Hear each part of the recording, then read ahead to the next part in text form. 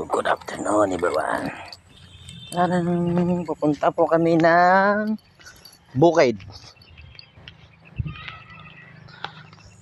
Dito ko nakatira guys. Dito ko dati naliligo sa ilog na to. Diyan.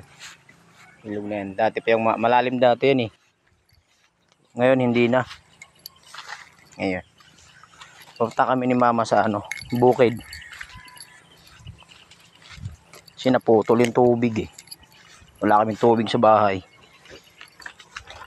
Dito guys oh. Diyan kami naliligo dati.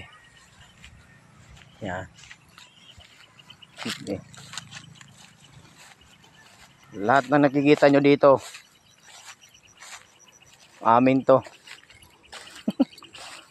Ano yun ma? Nahab na mama. Wala yan laman ma. Kasi walang tubig ma. Agas na ito naman. Kailangan kasi wala kaming tubig eh. Kukunti lang ma. Meron ma.